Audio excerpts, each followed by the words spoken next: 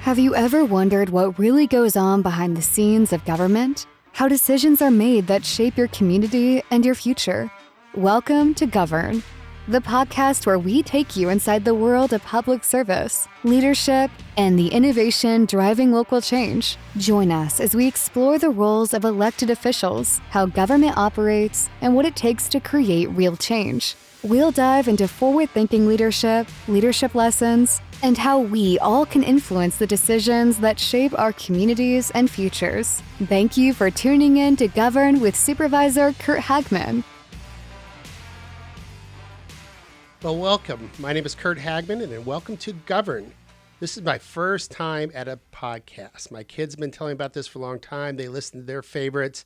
And then during the last couple news cycles, we saw a lot of that, or I got to see that firsthand through the news cycles. And a lot of people always ask me, what do you do? How's it about? So this is my humble attempt to share the insights of what an elected official does. I'm very fortunate. I've had lots of ability to work at different levels of governance. The first time was elected to the city council. Before that, I was a commissioner for the city of Chino Hills. And then I did 3 terms in the state legislature. And now I'm on my 3rd term of County Board of Supervisors. In the series of discussions, we will bring on special guests and other elected officials and other different positions in the county and other government agencies. Because over the 20 plus years now I've been in elective office, I get people walking to me all the time of, who does this? Why can't you fix that road? Who sets a school policy? Or whatever the question may be. Government, for the most part, should not be front and center of your life, but a lot of times it is. And a lot of things that makes your work, live, and play in your neighborhoods is based on who you elect and the policies they choose, and your tax dollars being spent in a certain way. So, like I said, many titles over the different years, being an elected official. The best one, I have to say, is when my kids were smaller and they knew what a mayor was. And so the kids would walk around, yeah, my dad's the mayor. And they thought we had this big house in the city and we had all this power and all this money and all this kind of stuff. In reality, it wasn't the case at all. So as I progress now to a county supervisor, it's the funniest thing we have at all is like, what is a county supervisor? So in this series, we're going to go through and figure out what is a county of any kind of size the county does.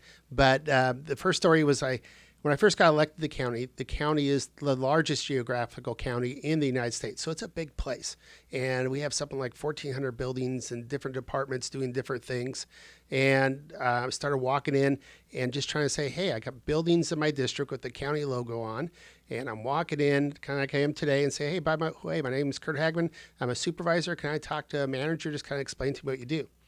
And the county employees will ask, what is a county, or what is a supervisor? A supervisor of what? And so even our own county employees don't necessarily know what a supervisor is. So I'm going to try to cover some of these things in the first episode here and just kind of say some of the basic things. What's the difference between a county and a city? What does a county supervisor do? We supervise what? So to start off, I'm bringing my past experience of a city. Most people know what a city council and the mayor does. And cities are different sizes.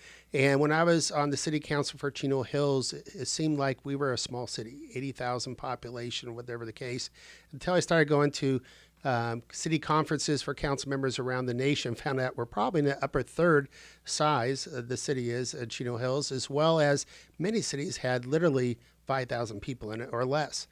So cities can come large and small, but most of the time what they do is make sure you have good drinking water, your roads are covered, you have public safety services, your sewers work, and the basic things that keep your house or your business working. The county does the same thing in what we call unincorporated areas. And so we take care of those same services for the areas that are not covered within the city. We make sure the roads, if there is roads, sometimes we have dirt roads, water and those type of basic life services out to residents in the areas that are unincorporated in the city, take care of public safety, fire service, those type of things. And then we do everything else that you may or may not use when you're one of my residents. We take care of everything. So you pump your gas. That's by weight and measures. They make sure you get a gallon of gas out of the gas pump. So we'll go through these things in more detail as we go on throughout the different series of podcasts. But my goal here is to really open up the insides of how we are as electeds working with our staff. And so you understand who does what. And if you have a request, a problem, or better yet, a suggestion how we could do it better in a constructive way, you can come tell us. When I was in the legislature, I wrote several bills. Bills became laws that signed into law that were based on my residents telling me we have this problem. And their real life experiences. I remember this one case was Molly's bill that we had a dog named Molly in the city of Chino Hills that she tried to get her vaccination for rabies, and she got very sick and almost died. And so the parents of Molly obviously didn't want to keep doing that and risk losing their dog of getting the rabies shot every 2 years. So they tried to figure out a way not to be able to have to do that. But they were good parents. They wanted to get their dog licensed. So they came to me, and long story short, we ended up writing a bill that allows dogs with autoimmune disease, just like people get it, I guess dogs have it too, to get a waiver from that from public health and with the sign off of their veterinarian. So a lot of times we do get a lot of good information from our residents, not just complaining we want more of this or less of that, but practical policy discussions.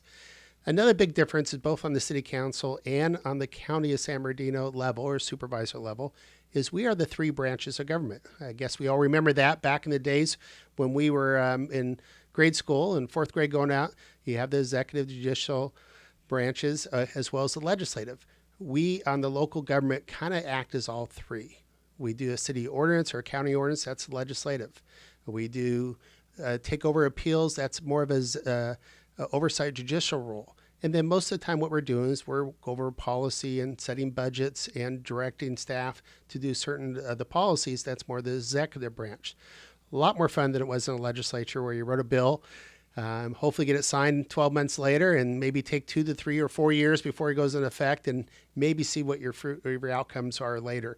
But there's a lot of different things we can learn and as we go through these series. And my plan is to bring on other experts. I've been fortunate for over 20 years being elected and being on a bunch of different boards and commissions, working in a bipartisan way. So for all those who want to become the future elected office, there's a couple things that I was told when I first started running. First of all, I was told, talk to the old hand.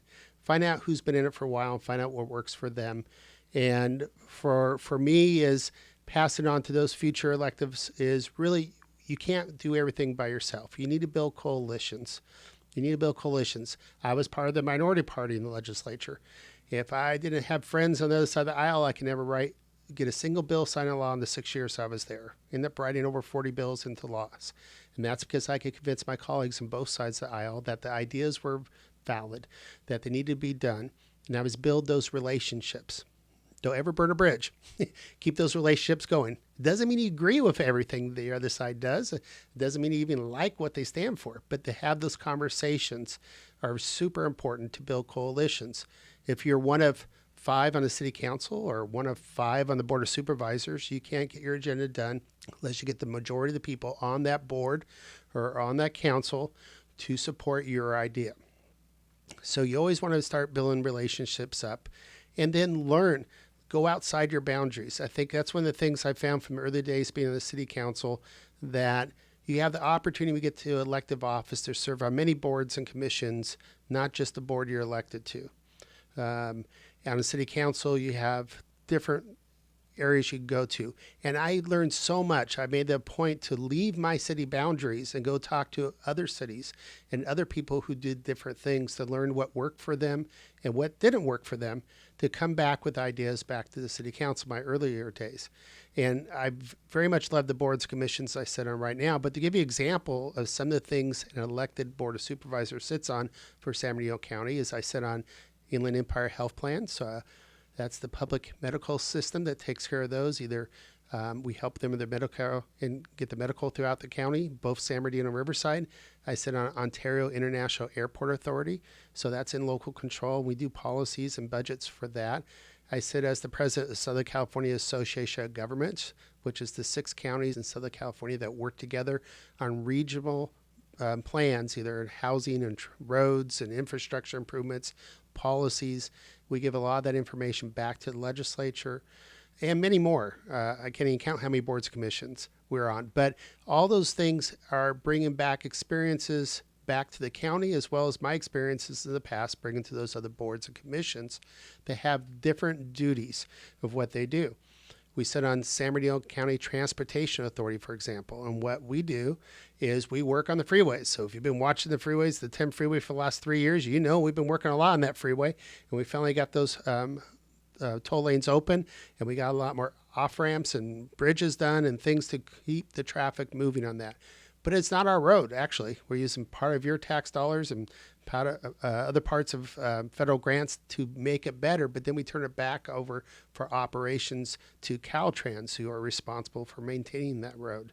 But these are all different examples. We also said on Omnitrans, that's our public transportation system. And I remember one of the ideas I brought in the early days is, for my residents in Chino Hills, there's not a lot of bus takers, but we're going to try something different. You, as Chino Hills residents, pay into that system with your tax dollars. You should get some benefit back. So we start off with the Omni Ride, which is more of a kind of fusion of Uber or Lyft. For $5 a day, you could take an Omni Ride all throughout the city. So we try different policies. We bring our experiences into different ways, and we start working on collecting policies and directions and to give to our staff and our different boards and commissions that we serve. We talk about things you learned and for future leaders here, future electeds of this county and throughout the state. One of the things that I found very pragmatic for me is when I went from city council to the state legislature, we spent 6 years of making new laws. So the funny thing is we don't follow any laws in the state legislature. All the things that apply to local government, the legislators don't do. You can have meetings and talk about things. We call it the Brown Act. We'll go through that later. We don't have the ADA problems because we just exempt our own buildings. But the reality, what the state legislature does is we change the rules. We change the laws. So when I came back down to the county and start sitting on the different boards and commissions that are basically enacting the laws that came through, I heard a lot from my executive directors and staff, well, we have to do things this way because that is the rules, that is the law. And that is the correct. We do have to follow the rules and laws that are in the books, but the biggest part that we could do as local government is really advocate the change to things. We're the one doing the work that the state or the federal government tells us to do on the local level, so we know where things are broken and where things should be fixed. So the very important part is not just wait until magically something changes, is be that advocacy, that go up and go talk to, again, build those relationships with your state and federal legislators, and then go tell them, here's the problems, here's some solutions, let's work together to make that happen. So it's a real important lesson is that even though we follow whatever the current rules are, that those rules can be changed, those guidelines can be changed, those statutes can be changed, working with the right groups to make things happen. So keep that as a tool that you'll need in the future. Build relationships. Use those relationships both on your local council or board or wherever the case may be, as well as building those relationships with your other electeds, because that's how you build coalitions to get things changed. Well, as you can see, being an elected official is not just what you think. I get a lot of people come up, what kind of job is this? You get elected to County Board of Supervisors. You have 2 meetings a month and for 3 or 4 hours. Really, that's not the case at all. I think we have board meetings almost every day of the week through the 12, 15 different boards I sit on that represent the county and regional and within the county as well as all the homework you got to do. There's a lot of items coming up that you got to study. You got to make sure you know what the backgrounds are, as well as going out and seeing the public. I spend a lot of my time going to public events, listening to you give me input. What kind of job are we doing? Here's some resources that you may have for your particular situation. The county as a whole does most of the social services on behalf of the residents within the state of California. So pick whatever it is. We're dealing with homeless, dealing with probation, dealing with corrections, dealing with social services, foster care. You name the number of departments. We have 40 plus departments. We have over 20,000 county employees providing those services every day of the week. So for us to go out and meet with our residents, explain my district office, so this is kind of more insight what we have. My particular office, we have 2 separate offices. One's a district office that I have in my district, and my district currently handles Chino Hills, Chino, Ontario, Montclair, and Upland. And those residents need county services or even a conduit to federal services, they would go visit my district office and contact one of my staff there. So they handle a lot of interaction with the county, but also they work with their other levels of government. When they be on the federal level, they call their congressman and feed that problem if it's a federal issue to them, or even to local cities. We go back to the cities. So our job is to be that conduit. But when the state of California comes up and says, hey, we need to take care of foster youth, for example, we're going to have a budget for that. They generally don't do the work. They give that work to the counties to do those type of jobs. The federal government says, hey, we need to have these kind of standards on environmental health, for example. Again, a lot of those agencies direct the county to do those jobs. So that's a lot of what we do. A lot of it's formula-fed funding for particular different items. We have a big budget. I mentioned earlier, it's over $10 billion annually of different budgets, but most of that dollars are not what we would call general fund. General fund is like unrestricted dollars we could spend on whatever we want. We currently spend over 50% of our general fund on public safety, on the sheriff's department and those type of things. But the rest of it's formula fed. That is, state of California, here's County of San Bernardino, we're going to give you X amount of dollars. We want you to go take care of this particular thing according to California state law. And we do complain sometimes. They don't give us enough money to do those jobs, but that's just part of it, is we have to also work with our state and federal elected leaders to let us know, hey, we're doing this job, but we need more resources, or we don't need those many resources. But that's what we do. We are managing all those different things. If you ever think about let's take a gas station that goes out and they want to redevelop to something else. Who's going to test the soil? Who's going to make sure the building permits for the new building's correct? A lot of those things are handled on the county level. Sometimes the building permits will handle within the city incorporated, but the environmental health cleanup and those type of things, the flood control is another big one. When all the rains come, where's the water go? We have to worry about the water going out to the different reservoirs and out either that to Prado Park or even out to the ocean. We got to make sure all those things are working with the other counties around us. So the best thing about this job, my favorite thing, is you can never get bored at it. There's always something to work on. There's a county the size of San Bernardino, which is larger than 15 states in geographical size and larger than 16 states in population. If you get bored doing this, you have an issue. You can keep you busy 24/7. There's always a new subject to go on. There's always a new crisis to work on. And we'll cover some of those in the future just because they're good examples of how to come up with something new. I'll give you a little teaser. On the future one, we'll talk about maybe burros that we're having an issue currently right now in the county. No one ever thought we have to deal with wild donkeys in incorporated cities. So we're trying to figure out what's the best way to handle that.